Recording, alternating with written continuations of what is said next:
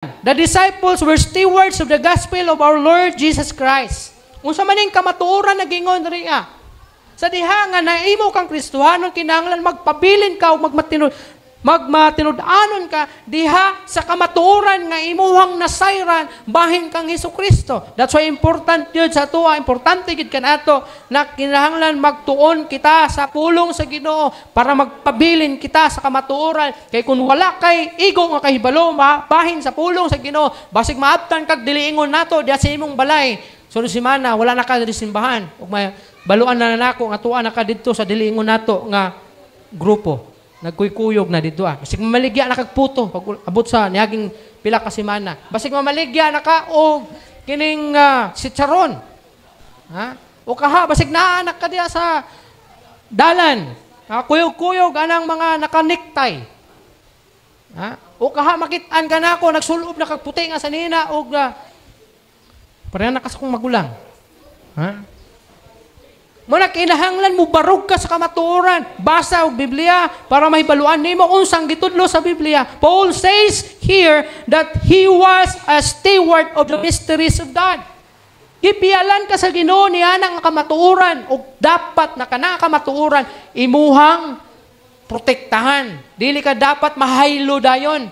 Basahan lang ka og gamay nga verses dira sa Bible. May katama bitaw no? Di na ka mo sa imong kamatuoran nga nahibaluan. Unya, talikod na dayon ka. Ha?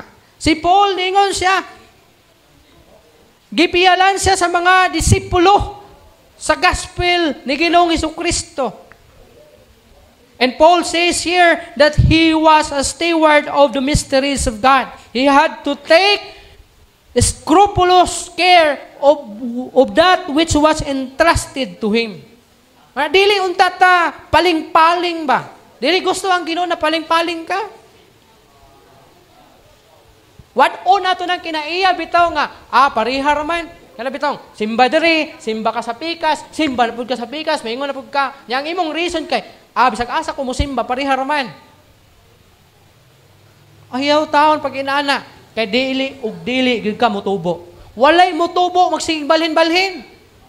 Ha? Ang tawag sa imuha, basin og troublemaker ka.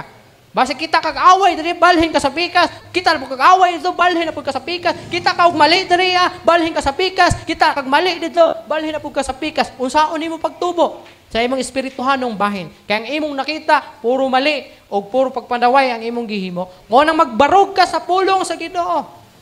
O hunahuna dili tanan parihas.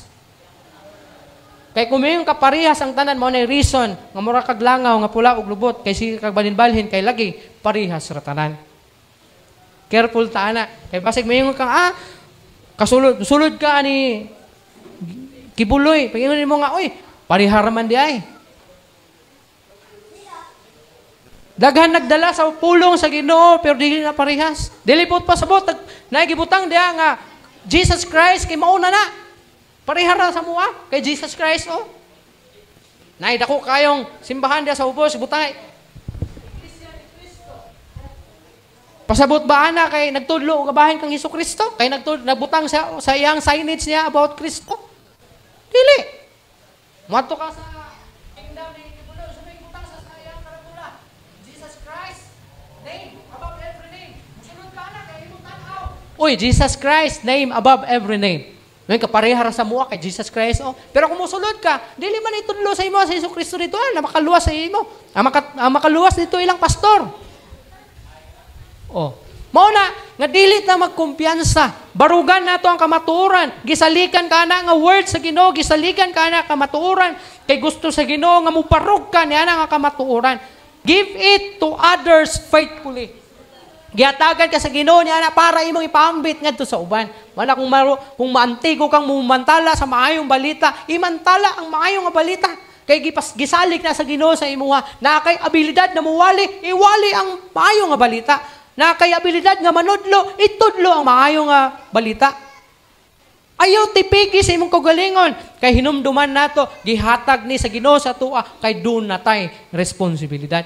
Kung maantigo ka muwali, ayaw na ikatulog. Ayaw na bahawa sa imong kagalingon.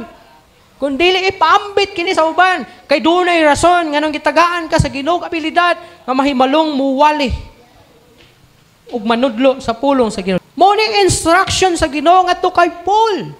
Ug mauusab na ang instruction sa Ginoo sa tuwa. Kung kabalo ka mo tugtog ihatag sa Ginoo. Kay dili gusto ang Ginoo nga imo lang na siya. Ipaambit nga to sa uban. Kabalo ka mo kanta, itayig sa Ginoo. Kabalo ka mo wali, mo tudlo, ipaambit nga to sa uban. Kay para kanang imuhang talento o kanang imong kinabuhi, mahatagan og purpose kung nganong nakabaton ka ni ana na gasa